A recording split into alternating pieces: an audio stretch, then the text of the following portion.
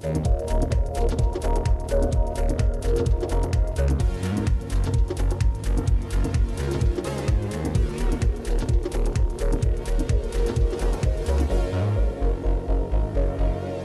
to Face in the Crowd. It is the show that celebrates exceptional entrepreneurs.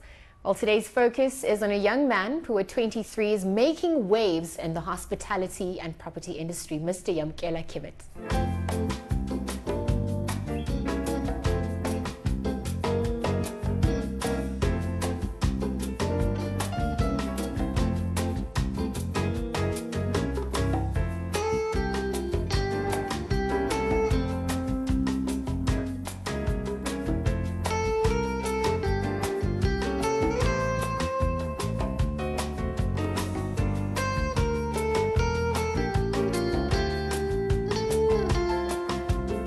Hi, I'm Yamkela Kibet, the founder and CEO of KIV Projects, which is a business that's within the property space, hospitality space, marketing space, and soon to be venturing into baby products.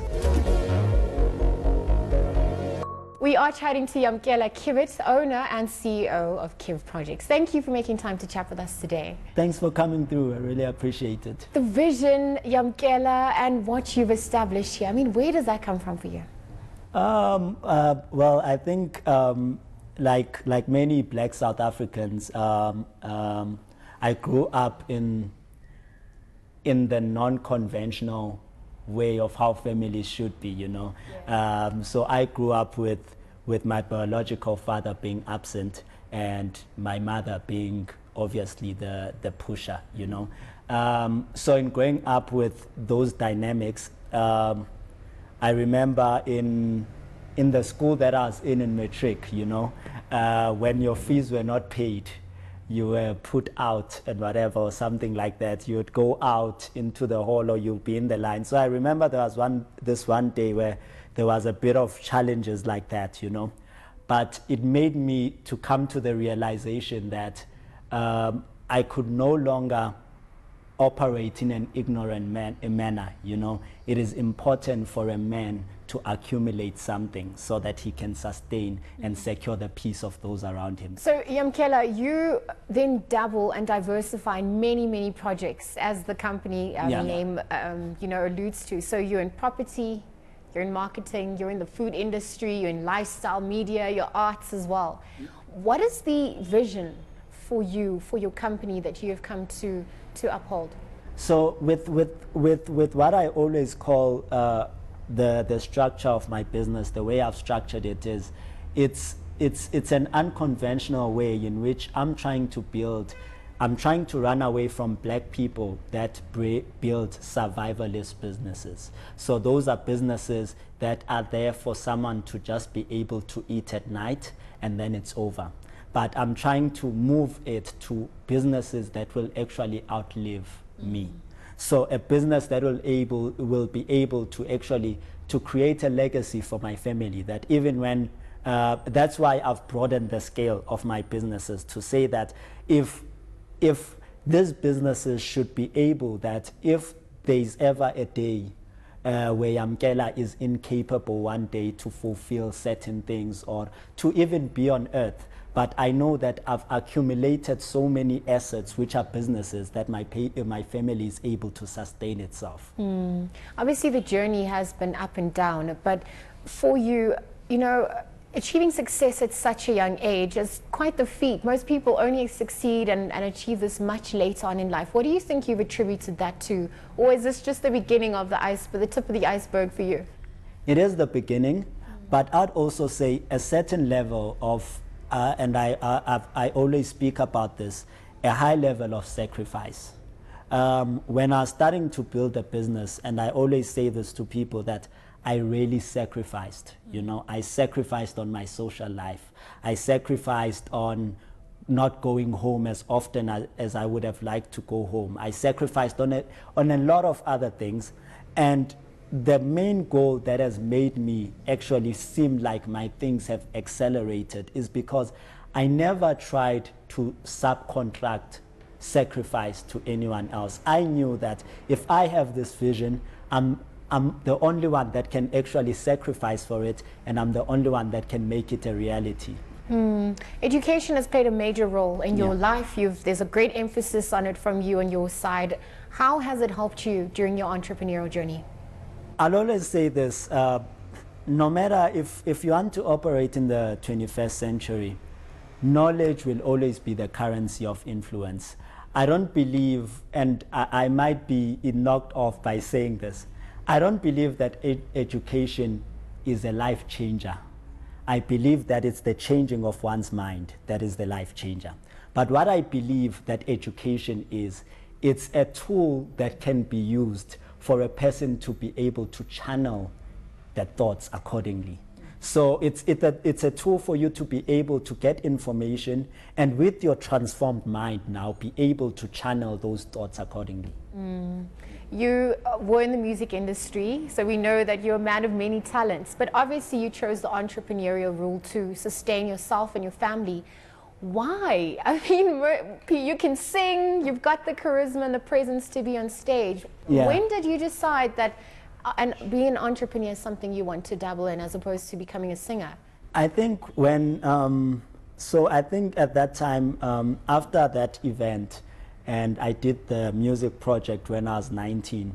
So when I was 19, I was seeing the sales of the music project, but I could then see that, you know, when I wake up in the morning, my first thought is not, I want to just start singing do, re, mi, fa, sol, la, ti, do.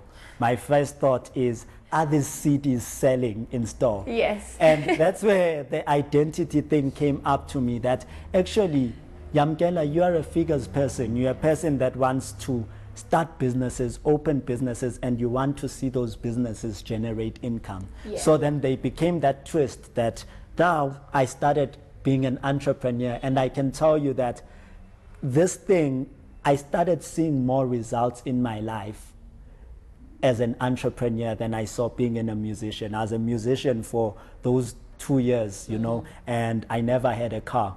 Within the first 6 months of me being an entrepreneur, I had a car, you know, because I was operating in my identity and in who I am. Yeah, and then you managed to dabble in various roles and diversify in many portfolios. What do you think has been your best achievement to date? Oh, wow. By far, I think the Melville Grill Lounge was a massive achievement. And I say it because when I opened, my brother would testify this, when I opened the Melville Grill Lounge, it was in the worst seasons of my life. And it was in a season where literally I didn't know how I'll put petrol in my car, you know.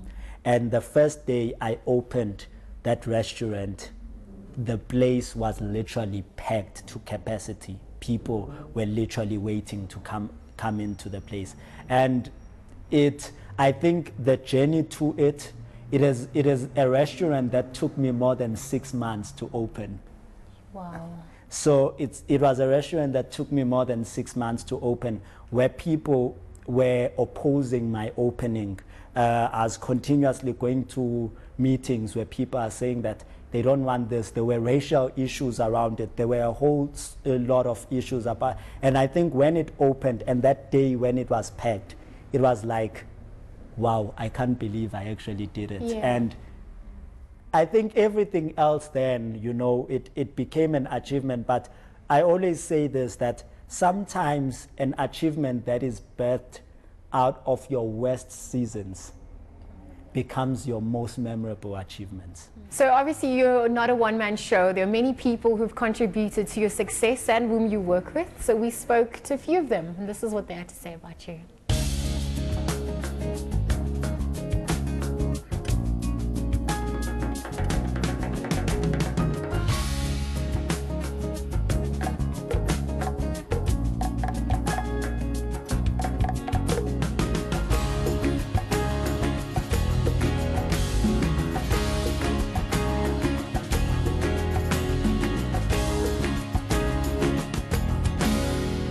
Hi, my name is Tembega Lomo. I work with Yamgela.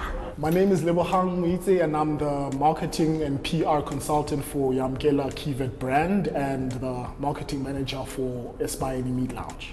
I started working with Yamkela from May this year, 2017.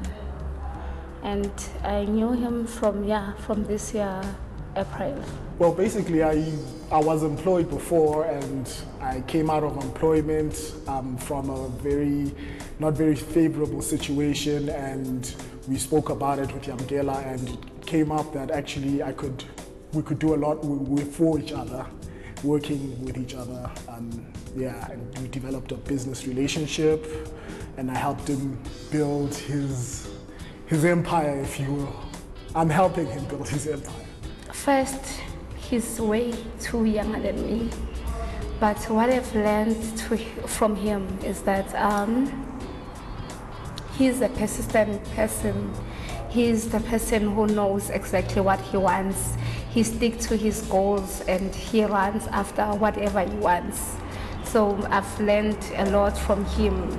Looking at him at his age, like he's an inspiring person. What I've learned from Yamkela is hard work. I've learned not to be content in the position that I'm in. It's always go and move with him. Like from here, we're going to move down to Pretoria. We're going to come back. We're going to go to Espaini Meat Lounge and work with the, we have the whole place opening up, so we have to get that going. I've met a lot of people through him. He's big on networking and I've made great contacts through him. Like it's a very eye-opening experience. I thought I knew a lot, but working with him is very insightful, if you will. I wish that he could grow and reach to the age of being a grandfather, because he started walking on this journey on the early age. I wish for him to reach the goals that he wants to get. I know Yamkela is a guy that wants it all. He's always hungry, and I know that he wants to be a master in certain fields. Right now he's done so much work in the hospitality industry. He's only 23. If he goes this way, I know that he'll definitely be a guru at this eatery thing. Well, it's time for a break. When we come back, we find out a little bit more about Yamkela's upbringing. Stay tuned.